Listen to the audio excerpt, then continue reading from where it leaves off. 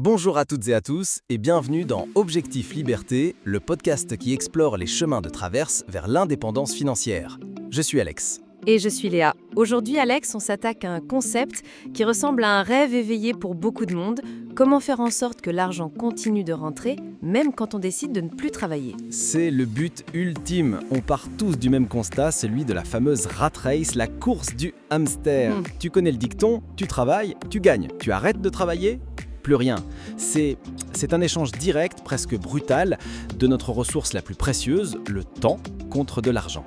C'est la définition même du revenu linéaire, le modèle sur lequel 99% des carrières sont construites. Ouais. C'est une forme de sécurité, bien sûr, mais c'est aussi, par définition, une limite. C'est ça. Ta capacité à gagner de l'argent est physiquement plafonnée par le nombre d'heures dans une journée. Aujourd'hui, on va voir comment faire sauter ce plafond. Pour ça, il faut comprendre un mot-clé, un concept qui change tout, le revenu résiduel. Exactement. Mais attention, c'est un terme souvent galvaudé. Léa, je crois qu'une clarification s'impose entre les différents types de revenus. C'est indispensable. Allons-y pas à pas. On a le revenu linéaire, le salaire. Simple. Ensuite, on a le revenu récurrent. C'est un peu plus subtil. Ok. Imagine un consultant en informatique qui a un contrat de maintenance mensuel avec une entreprise.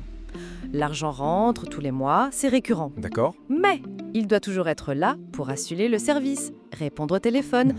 Sa présence active est requise. Il est toujours dans l'échange temps contre argent, même si c'est plus stable. Tout à fait. Et puis, il y a le Graal, le revenu résiduel. Là, le paradigme change. Ah oui. L'idée, c'est de consentir à un effort initial, souvent très intense, pour bâtir un actif. Et une fois que cet actif est construit, il génère des revenus pour toi, que tu sois activement en train de travailler dessus ou non. L'analogie parfaite, je trouve, c'est l'investissement immobilier locatif. Oui. Le processus d'achat, c'est un travail à plein temps. La recherche du bien, la négo du crédit, la supervision des travaux, la recherche du locataire, c'est un effort énorme, concentré dans le temps. Mais une fois que ce travail est fait et que le locataire paie son loyer, cet actif, l'appartement, il commence à te verser une rente tous les mois. Exact. Il travaille pour toi. Le problème, et il est de taille, c'est que pour acheter cet appartement, il faut un apport considérable. Bien sûr. Une barrière financière que peu de gens peuvent franchir. Et c'est là qu'on arrive au cœur de notre sujet. Il est possible de construire un actif qui génère une rente, mais sans capital de départ. Waouh! Un actif bâti non pas avec de l'argent, mais avec de l'effort, de la stratégie et du temps. C'est la promesse de certains modèles d'affaires, et notamment du plus controversé d'entre eux, le marketing de réseau, ou MLM. Ah, le MLM, on met les pieds dans le plat. Pour beaucoup, le voyant rouge arnaque pyramidale s'allume immédiatement. Absolument. Et il faut le comprendre, car le secteur a eu son lot de scandales. C'est pourquoi il est vital de savoir faire la différence d'un point de vue légal et éthique. C'est clair.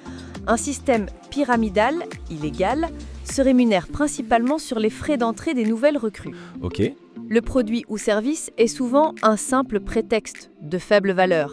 L'argent circule du bas de la pyramide vers le... À l'inverse, un MLM légitime est avant tout un système de distribution. C'est la clé. La rémunération des partenaires doit provenir majoritairement de la vente de produits ou services réels à des consommateurs finaux, qui peuvent être ou non dans le réseau. Oui. Le réseau de distribution touche des commissions sur le chiffre d'affaires total généré. La nuance est cruciale. Une fois cette distinction faite, on peut analyser le mécanisme. Allons-y. Le MLM, c'est l'application du principe de l'effet de levier au potentiel humain. Au début, tu es seul, tu vends un produit, tes revenus sont linéaires. Puis, tu parraines une personne, tu la formes et tu commences à toucher un petit pourcentage de ses ventes. Et c'est là que la courbe s'inverse. Exactement. Si cette personne en parraine d'autres, tu commences à toucher un pourcentage sur les ventes de personnes que tu n'as même jamais rencontrées. Waouh! Tu n'as pas bâti un mur tout seul, non. Tu as appris à d'autres à poser des briques et tu es récompensé pour l'architecture de l'ensemble. C'est un actif immatériel qui grandit. Et ce qui est fascinant, c'est que dans de nombreuses sociétés de MLM sérieuses, cet actif, ce droit à commission sur un réseau, il peut être légué à ses enfants. Incroyable. C'est une forme de patrimoine au même titre qu'un bien immobilier ou un portefeuille d'actions. Mais, et on ne le répétera jamais assez, ce n'est absolument pas de l'argent facile. Ah non. C'est même l'opposé. Tous les leaders du secteur s'accordent à dire qu'il faut en moyenne 2 à 5 ans de travail intense, de formation, de leadership et de persévérance pour construire un réseau qui génère un revenu résiduel significatif. Le sacrifice se fait au début pour récolter les fruits plus tard, à l'inverse du salariat, où l'effort est constant pour un résultat plafonné. C'est ça, Le choix de l'entreprise et du produit est donc la décision la plus importante. essentiel. Les anciens modèles de MLM, avec des produits physiques, imposaient une logistique complexe, gestion de stock, livraison, etc.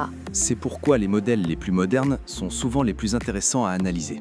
Oui. Prenons le cas d'une entreprise comme Travorium qui opère dans le secteur du voyage. On ne la cite pas pour en faire la promotion, mais comme un cas d'étude parfait de l'évolution du MLM. Le produit de Travorium, ce n'est pas une crème ou une boisson, mais un abonnement numérique. D'accord. Cet abonnement donne accès à une plateforme privée de réservation de voyage qui promet des tarifs inférieurs à ceux du marché public. Intéressant. L'avantage est immédiat. Aucune gestion de stock, aucune logistique. Le business tient dans un smartphone. Et le produit, il a une portée universelle. Totalement. Le voyage est une aspiration partagée par des milliards de personnes. Le modèle économique se repose sur la vente de ces abonnements. Logique. Le revenu résiduel d'un partenaire est donc généré par l'ensemble des cotisations mensuelles payées par les clients et partenaires de son réseau. Maintenant, abordons la partie critique. Ah. Si on cherche des avis sur Travorium, on trouve une polarisation extrême. D'un côté, des partenaires qui partagent des expériences de voyage incroyables et une liberté financière retrouvée.